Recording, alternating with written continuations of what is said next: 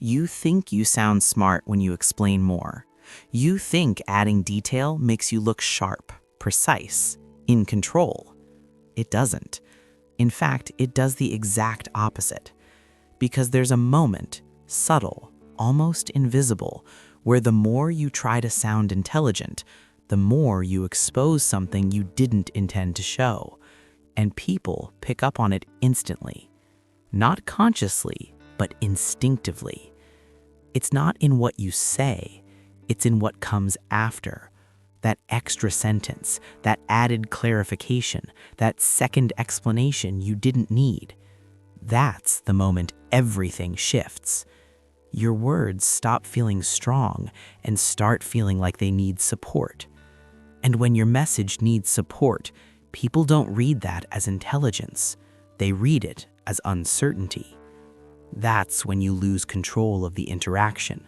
Not loudly, not obviously, quietly. The dynamic changes. The way people listen changes.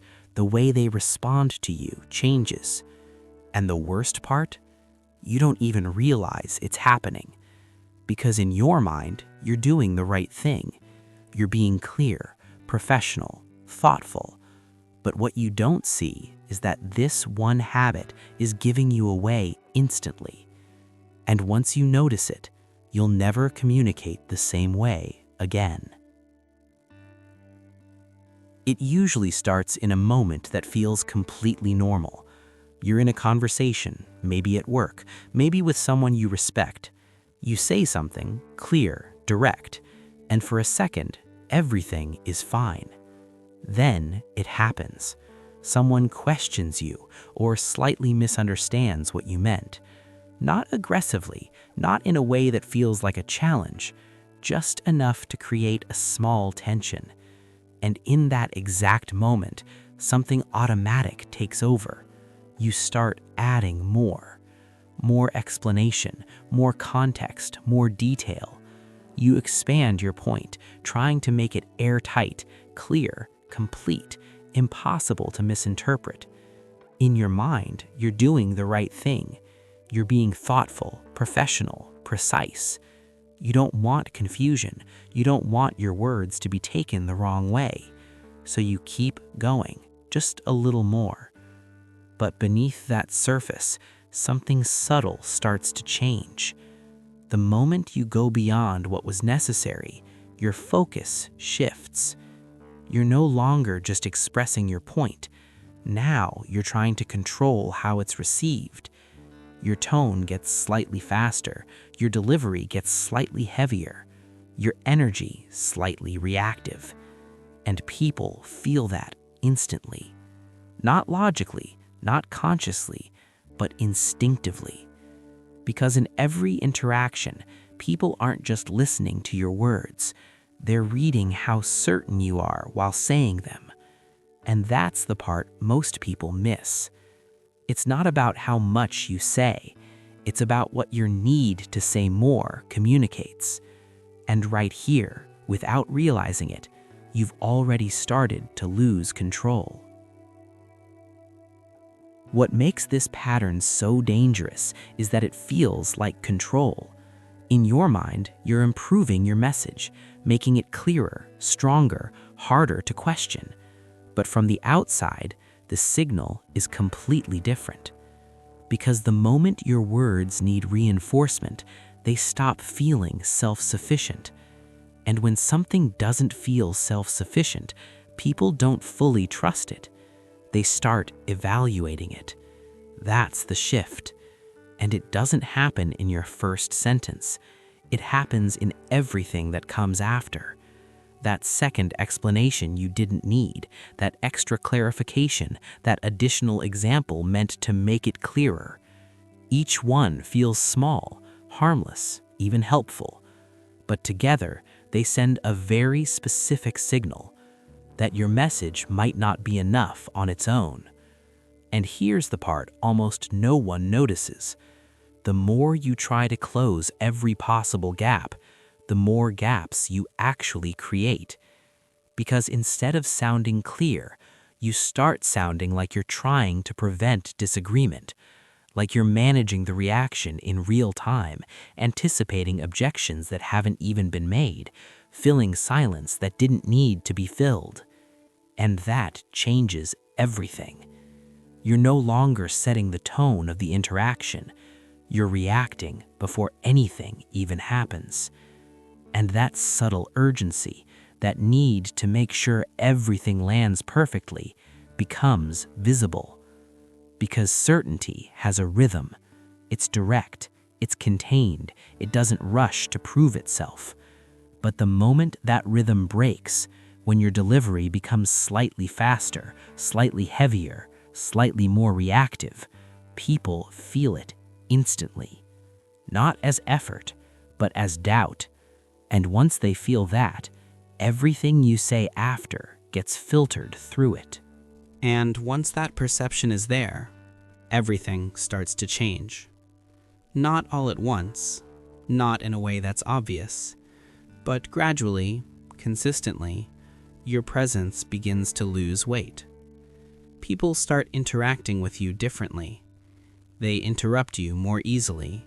They don't always wait for you to finish. They question your points more often, even when you're right. And it feels confusing, because from your perspective, you're being clear, detailed, thoughtful. You're making sure everything makes sense. But from their perspective, you're signaling something else. You're signaling that your words need support to stand. And when that happens, your authority starts to feel conditional, like it depends on how well you explain, how much you justify, how clearly you defend.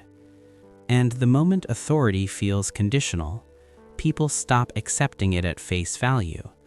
They start testing it. Now compare that to someone who communicates differently. They make their point, clear, direct, and then they stop. No extra layers, no rush to fill the silence, no need to control every possible interpretation. And that silence does something powerful. It creates space. Space for their words to land, space for people to process, space for the message to carry weight on its own. That silence isn't empty. It's a signal. It communicates composure, control, self-trust. But when that space disappears, when every pause is filled, every idea extended, every sentence followed by another, something shifts. The message becomes heavier, less focused, harder to follow. And instead of gaining strength, it starts to lose impact. Not because of what you're saying, but because of how much you feel the need to keep saying it. Over time, this doesn't stay as a moment. It becomes a pattern. And once it becomes a pattern, people expect it. They expect you to explain more. They expect you to justify. They expect you to keep going. And because of that, they stop giving your words full weight from the start. They listen differently. Not to understand, but to evaluate, to find gaps, to decide if what you're saying actually holds up.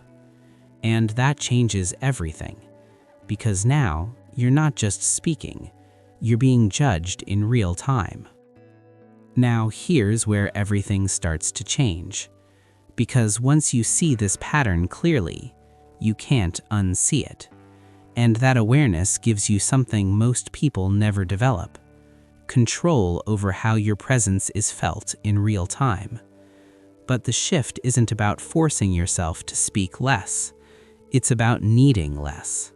Less validation, less reassurance, less pressure to make sure every word is perfectly received, because that need is what has been weakening your communication. So the first adjustment is simple, but uncomfortable. The next time you make a point, finish it and stop. No automatic second sentence, no extra clarification, no added layer just in case. Just let it land. At first, this will feel unnatural. You'll feel the urge to keep going, to explain, to reinforce, to make sure it was understood exactly the way you intended. But that urge is exactly where you've been losing control. And every time you resist it, something shifts. Your words start to feel more grounded. Your delivery becomes more contained. Your presence becomes more stable. Then you refine how you respond under pressure. When someone questions you, you don't rush to defend. You don't overcorrect. You don't try to close every gap. You answer, clearly, directly, and then you pause. That pause is where your authority becomes visible, because it communicates something most people never show, that you trust what you just said without needing to reinforce it. And finally, you start using silence with intention, not as absence, but as control. Instead of filling every gap, you allow space. You let your words settle. You give the interaction room to breathe. Because in any environment where presence matters, composure speaks louder than explanation ever will. And once you start doing this, people don't just hear you differently, they experience you differently. At the highest level, this isn't just about communication, it's about identity. Because the way you speak reflects how stable you feel in what you're saying. And when you constantly reinforce your words, you're not just adding clarity, you're revealing something deeper. A subtle dependence on how people respond. A quiet need for your message to be accepted. And people feel that, instantly. But the moment that need disappears, everything changes. Your presence becomes calmer, sharper, more controlled. You're no longer someone trying to be understood. You become someone who understands. And that shift is immediate. People stop analyzing every word. They stop testing your position. They stop looking for gaps. Because your words, they feel complete on their own. They carry weight, not because you say more, but because you don't need to. You speak with intention, and you stop with certainty, and that restraint becomes your signal. So the next time you feel the urge to explain more, pause. Let your words stand on their own. Let the silence do what most people never allow it to do. Create presence. Because respect isn't built by saying more. It's built by needing less. And once you understand that, you stop trying to prove your value, and people start recognizing it automatically. If this changed the way you see communication, subscribe for more insights on high-level presence, mindset, and personal growth.